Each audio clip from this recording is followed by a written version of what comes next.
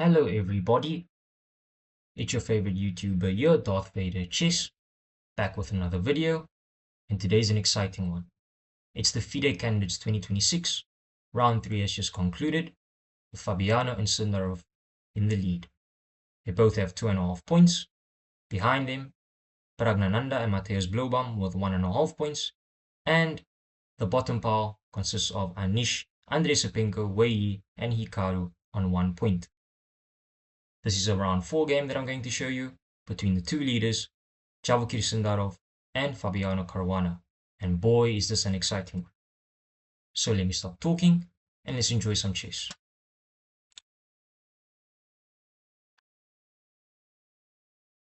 Sindarov with the white pieces opens up with 1 pawn to d4. We have the queen's pawn opening on the board. We have pawn to d5 by Fabiano, pawn to c4 the queen's gambit, and pawn to e6 declining the gambit. We have knight to f3 and d captures c4 by Fabiano, going for the not so popular queen's gambit accepted Rosenthal variation. Pawn to e3 by Sindarov, knight to f6, we have bishop captures c4 and pawn to c5 striking the center. We have castle kingside by Javokhir, knight to c6 and queen to e2. We have pawn to a6 preparing pawn to b5. Javokhir says fine and plays knight to c3. We have pawn to b5 by Fabi, attacking the bishop, bishop to d3, and bishop to b7, fianchettoing the bishop. And Fabi thought a good 12 minutes before making this move, so we can now say that he's out of his prep. Pawn to a4, attacking the b5 pawn, pawn to d5, now attacking the knight, and knight to e4. Knight to a5, now opening up the attack on the knight with the bishop and the knight. So white is forced to trade. We have knight captures f6, g captures, and d captures c5. We have knight to b3, attacking the rook, bishop, and the pawn. Pawn to c6 by Javokhir, sacrificing the rook on a1, while it's not actually a sacrifice. If Fabiano were to choose to capture this rook, then he would lose immediately on the spot. Let me show you. If knight captures a1, then Sindarov would capture the bishop on b7, and now attack the rook on a8. So rook to b8. White would then capture a6 and defend that b7 pawn. Black would then try and get the knight back in the game, but black would be too slow because white would have bishop to b5 check, forcing the king to e7, and then white would have queen to c4, attacking the b3 knight, and the only square for the knight would be knight to a5, but then queen captures b4 with check, and black is forced to block with the queen, and white would simply capture the knight on a5, and white would have 2 pieces for a rook, and white is also up an extra 3 pawns.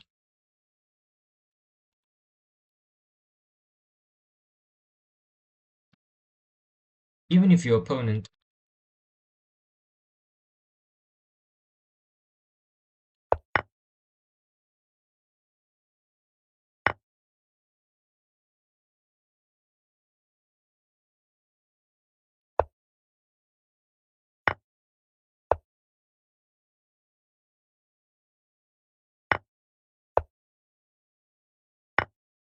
your opponent decides to play like an engine and doesn't retreat the knight immediately because it's not in danger and plays a move like bishop to d6 to allow the king to e7 to prevent future checks on c5 and b4,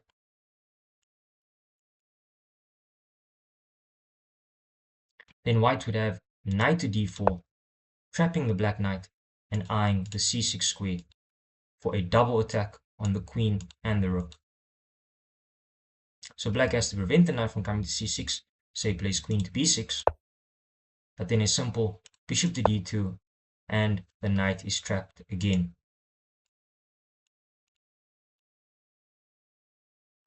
This is why Fabi can't capture, and is forced to capture on c6.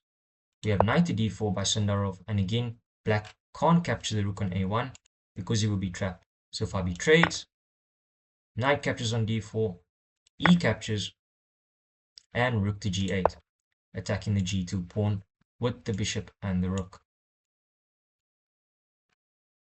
We have pawn to g3 by Sindarov, and here Fabi makes a huge blunder and plays pawn to f5.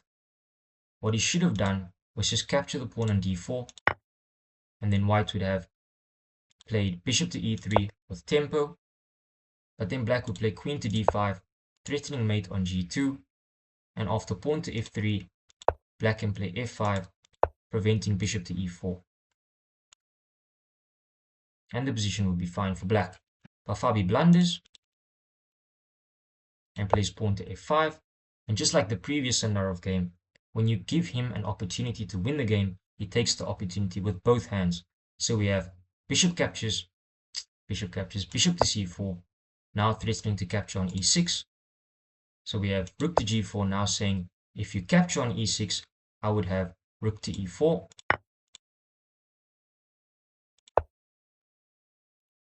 So we have bishop to e3, bishop to d4, and rook a to c1. We have bishop to e7, bishop captures a6, now Sindarov is up a pawn. We have king to f8, by Fabi getting out of the same file as the queen. Bishop to b5, adding a defender to that a5 pawn, and Fabi makes another lethal blunder in the position by playing bishop to f6. We have rook a to d1, king to g7, and bishop to c6, attacking the rook on a8. We have rook to a5, bishop captures d5, rook captures, and rook to c5. We have rook to d7, pawn to d5 by Sindarov, e captures d5, and the calm queen to f3, attacking both the d5 and f5 pawns simultaneously. Bishop captures b2 by Fabi, not knowing what else to do in the position. Rook captures d5, rook captures, and queen to e8. We have rook captures f5, rook to g6, pawn to h4, and bishop to c3. We have pawn to h5, attacking the rook,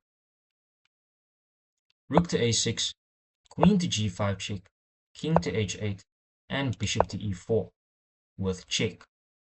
We have f6 and rook to c5, threatening rook to c8 to pin the queen. And it was in this position on move 36 that Fabiano Caruana resigned the game, as there is nothing to be done here. If black were to block with the rook, so let's say rook to c6, then white would simply just capture, and after queen captures, then white would have pawn to h6, threatening mate on g7, and after queen to c7, white would play queen to e6, threatening mate on e8, and if black plays queen to d8, white would play queen to f7, and after queen to g8, queen captures f6 with check, queen to g7, and queen captures g7, checkmate. A beautiful game by Sindarov, taking the sole lead after round 4. He seemingly looks unstoppable, punishing others' mistakes and giving them no room to breathe. He is definitely en route to win the candidates. Thank you for watching. Please subscribe to my channel if you enjoyed. I will be shouting out everyone that subscribes to my channel. Please like my video and share it so the video can reach others. It's been your host, Darth Vader Chess, and I'm out. Peace.